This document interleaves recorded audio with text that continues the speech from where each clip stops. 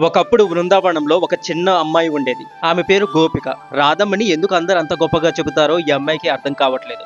రాధమ్మ కేవలం ఒక గోపికే కదా అని మనసులో అనుకుంటూ ఉండేది. ఒకరోజు యమునా నది ఒడ్డున కూర్చొని ఏడుస్తూ ఉంది ఈ గోపిక. ఎందుకంటే వాళ్ళమ్మ నీలో అసలు ప్రేమే లేదు, నీ గుండె రాయి లాంటిది, బండరాయి లాంటిది అని కోపగించుకొని తిట్టింది. బాధపడుతున్న ఈ గోపిక దగ్గరికి ఒక వృద్ధ గోపిక వచ్చింది. ఆ అమ్మమ్మ చిరిగిన పసుపు చీర కట్టుకుని కళ్ళలో కృష్ణమయంతో ప్రేమగా చూస్తుంది. ఏడుస్తున్నావు ఎందుకు బంగారం అని అడిగింది అమ్మమ్మ. గోపిక తన బాధనంతా చెప్పింది. వృద్ధురాలు నవ్వింది. రాధమ్మ పేరు ఒక్కటే కాదు బిడ్డ, ఆమెకి 21 రహస్యనామాలు ఉన్నాయి. ఒక్కొక్క పేరు విన్నప్పుడు నీ గుండెల్లో ఒక్కొక్క పూలు వికసిస్తాయి. ఇటురా, నేను చెబుతాను, నీవు పదే పదే నాతో పాటు పాడుతూ ఉండు అంటూ 21 నామాలు చెప్పసాగింది. ప్రతి నామం చెప్పినప్పుడల్లా గోపిక గుండెలో ఒక కొత్త భావన మొలకెత్తింది.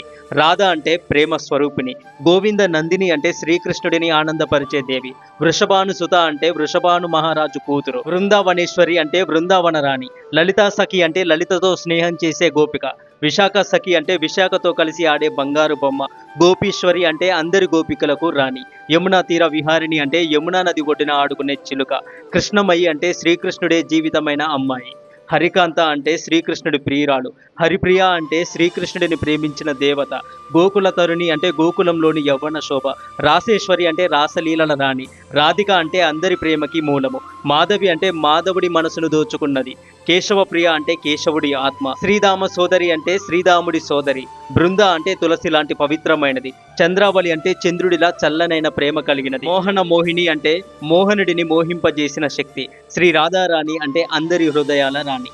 ప్రతి నామం చెప్పినప్పుడల్లా గోపిక కళ్ళలో నీళ్లు ఆగలేదు. కానీ ఇప్పుడు అవి బాధతో వచ్చిన కన్నీరు కాదు, ఆనంద బాష్పాలు. ఆమె గుండెల్లో ఒక్కసారిగా 21 పూలు వికసించాయి. చివరి నామం చెప్పగానే వృద్ధురాలు అదృశ్యమైపోయింది. గోపికకు అర్థమైంది, తన ముందు నిలిచింది స్వయంగా శ్రీ రాధారాణి అని. ఆ రోజు నుంచి గోపిక ఎవరైనా బాధపడితే వాళ్ళ చెవిలో ఈ 21 నామాలను జోడిస్తూ అమ్మ రాధమ్మ పేర్లు వింటే గుండె మెత్తబడుతుందని చెప్పేది. మరి ఈ వీడియో చివరి వరకు చూసి రాధమ్మ 21 పేర్లు విన్నారు కదా మీరందరూ. మీలో భక్తి భావం కలగాలని శ్రీ రాధాకృష్ణులను మనస్ఫూర్తిగా వేడుకుంటున్నాను. హరే కృష్ణ, శ్రీ రాధాకృష్ణ.